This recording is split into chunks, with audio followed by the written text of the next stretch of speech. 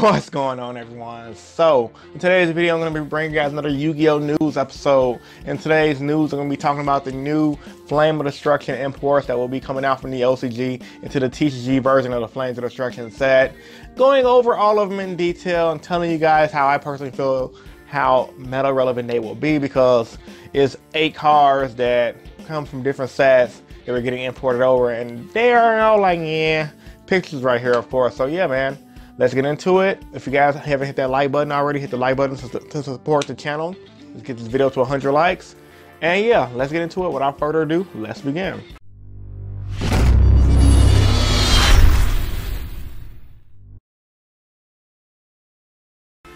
Alright guys, so we're here on the Italian Yu-Gi-Oh Facebook page, and they literally just leaked the TCG Flames of Destruction OCG imports.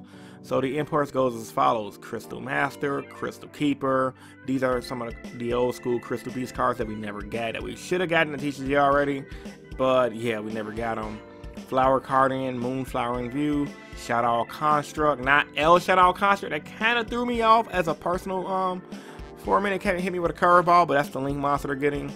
Insector, Picophenia, Madoche Fresh to Start, Rainbow Refractive, and Crystal Conclave. So these are some of the OCG imports. I'm just gonna go over them right now and read over them and read their effects to you guys, for you guys that do not know exactly what they do, because the Italian Yu-Gi-Oh, for the most part, they do a lot of good job with their Yu-Gi-Oh page, so shout out to them for that. And yeah, let's get started. So let's see, Crystal Master. Hold on, let me go. I think I picked the wrong one. Okay, so Crystal Master, picture being on the screen, of course, for you guys that see the cards I'm talking about. That way you don't stare at a boring block wall of text. Dark Spellcaster Pendulum effect, level 3, 1300 attack, 1000 defense, scale 5. You contribute this card, add 1 Rainbow Dragon, 1 Rainbow Dark Dragon, 1 Crystal Beast monster, 1 Crystal Beast spell and trap, except Crystal Counter or Violet Crystal from your deck to your hand. All Crystal Beast cards are Rainbow Dragon and Rainbow Dragon Darks you control cannot be targeted by your opponent's card effects. That's a Pendulum effect, and then that's a regular monster effect. Overall, it's a pretty solid card for the Crystal Beast archetype. How good Crystal Beast is going to be is all up in the air at the moment. I personally think it's going to be good enough to make Crystal Beast a thing, due to the fact that the OCG has already had the Crystal Beast cards, and they've done little to nothing. I think they did a little bit in the beginning based on hype, but they didn't do too much anything. Next up, Crystal Keeper. Effect. Level 4, 1500 attack, 1800 defense, scale 2.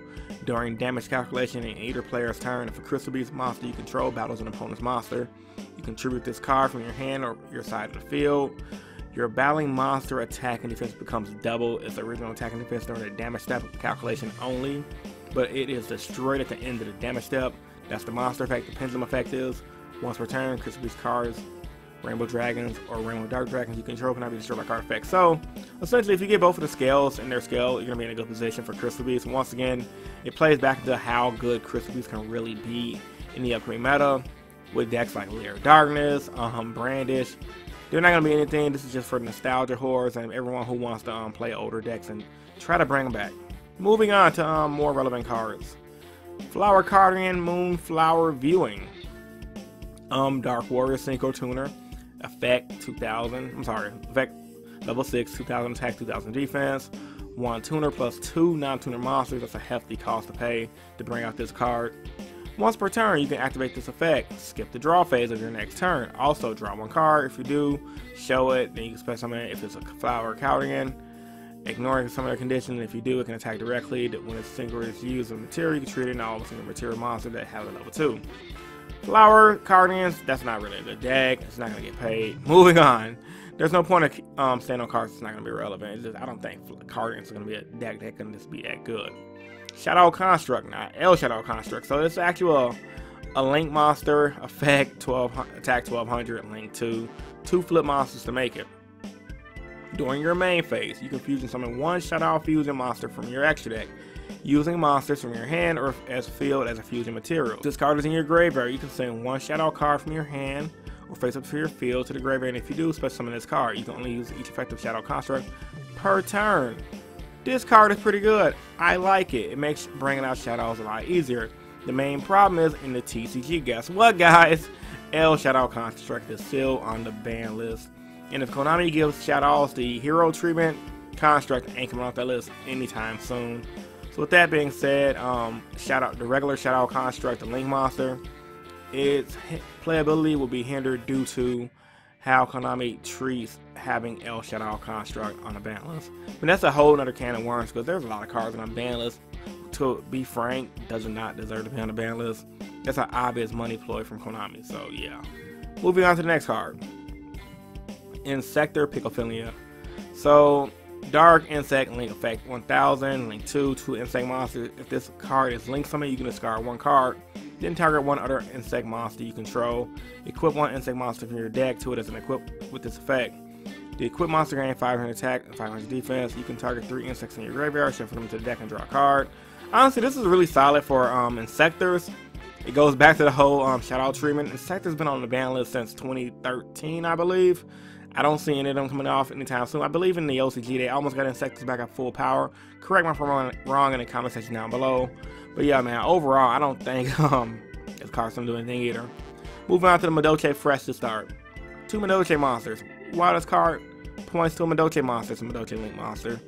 Madoche spells / traps you control cannot be destroyed by battle by card effects. Also, neither player can target them with card effects.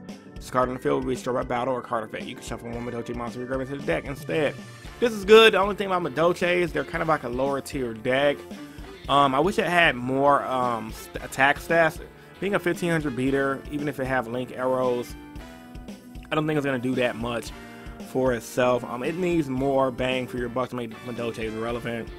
Which makes me think if Konami, because Konami printed these in the OCG Link Brain set, and us in the TCG are getting them early. Getting them late. We definitely need cards for the legacy support to be good. Like, why print mediocre legacy support cards? Like, honestly, some of these legacy archetypes are so far behind in power. Like, for example, Insectors, where you need a hard summon to do stuff. Even though I personally feel like if Insectors is at full power, it could compete with today's meta. But a lot of decks are so far back in power that even if you give them everything at full power, they won't do anything. Great example of that is Lightsworn. Lightsworns ain't doing crap at full power. Yeah, we have 60 card decks that can do well, but pure Lightsworn by itself is not going to cut it in this meta. The same thing goes for decks like Black Wings. And the same thing is going for decks like Heroes in the OCG. Despite the fact of the legacy support for Heroes being pretty good, the deck is just past its prime. And honestly, the Madoche, the Insector card I just listed, are reflections of how Konami is just printing crap legacy support. And yeah, it's good to get it, but at the same time, it just ain't enough. And I think they need to just push that boundary a little harder to give us players what we want when it comes down to legacy support. Rant over, my bad. Moving on to Rainbow Refraction.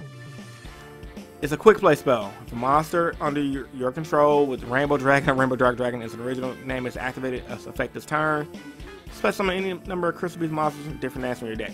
That's solid as F-U-C-K. Like, that's solid. That's really, really solid.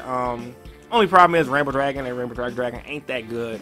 They're kind of hard to bring out, so do you really want to commit bringing them out to hopefully you draw Rainbow Refraction and just try to get some crazy OTK off? I mean, it's cute when you get it, but realistically speaking, if you have a Rainbow Dragon on the board or a Rainbow Dark Dragon, you're going to bring out at least a minimum of 4 Crystal Beast cards. Can you OTK at that moment? In today's meta, probably not.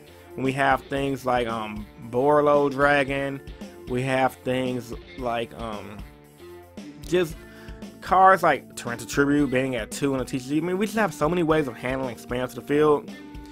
When I can say a card like Rainbow Refraction, if it resolves its effect, it's not that good, that's how I know we have a problem with today's meta game. But it's a solid card overall. I mean, I like what it does. It's cute, but realistically speaking, it's not going to get play. And the last card that they talked about was Crystal Conclave. Once per turn, if a face of Crystal Beast monster or monsters you control is destroyed by battle or a card effect, you can special summon 1 Crystal Beast monster from your deck. You can send this face-up card from the field to the graveyard, then target 1 Crystal Beast card you control, and 1 card on the field return to the hand. You can activate these card effects once per turn. And in the same chain. It's a solid effect when you get it off. But once again, I don't think Crystal Beast is going to be that relevant based on OCG results. Then they had a little note right here. You may have seen, you have been many of these days to write here OCG Imports, waiting for a Forbidden Limited list. Now you can test something for the first Nationals without any good OCG Imports. Funny to start from a very good set. Regards, Kier Joe, whoever that guy is. Shout out to him for getting us these leaks. Telling Yu-Gi-Oh! Let's read some comments real fast. Comments are always important. My homie Jeremy said, they better free Stratos Nexus if they want to make imports this gross. Agreed. Finally, Cardians are playable in tier 235. I'm gonna like that. That's hilarious. I'm gonna read one more, man. The comments on the comments on social media be hilarious, bro. Okay, last one from Timothy Spiller. Let's be real here. The set was already loaded with good cars and didn't need needle fiber. Cybernetic Horizon, however, yes, definitely needs needle fiber and Cherubuni. That is a big thing. We did not get Cherubuni and needle fiber in the imports. That sucks so bad. Okay, I'm sorry. I know I said I was gonna read one more. Implying needle fiber won't just be a promo, and you say 10. That is true to me. I like that one. Did Konami hire a new guy for imports last Prince? OTS 7 was a disappointment, and now Flood might be as well. The thing is about that though, like I think OTS 7 still was okay for what it is. Like, I mean, I'm more lenient on tournament packs in general. But yeah, same guy who decided Scramble A needed an import. Konami hasn't been shit at imports maybe in the last 8 years. Exactly, Mr. Outlaw. Okay, I can't read anymore. I'll be on here all day. I should have a segment called Innovation Reads Comments about Konami on Zodiac Duels. If you guys want that segment, comment in the comment section down below, man. These comments are hilarious. Alright, man, I'm gonna cue you guys to the outro. Y'all stay tuned. Alright, guys, so I hope you guys enjoyed the video. If you did, give it a big thumbs up. Once again, if you're a new viewer to the channel, I would love for you to subscribe for more Yu-Gi-Oh content. I'm uploading this video as much as I can throughout the week, usually a video almost every single day, depending on how busy my work life gets. So yeah, if you are already subscribed to my channel, you guys want to support me more, you can hit me up on Patreon in the description down below. Become a patron for just $1. Makes a huge difference. And if you guys also want to check out some of my apparel, I have Yu-Gi-Oh apparel for this channel in the description down below on my Teespring. And I have 2 shirts that I think is pretty awesome. So with all that being said, guys, this is InnovationYGO, and I'm bringing you guys this Yu-Gi-Oh news, and I'm signing out. Peace and stay innovative. Deuces.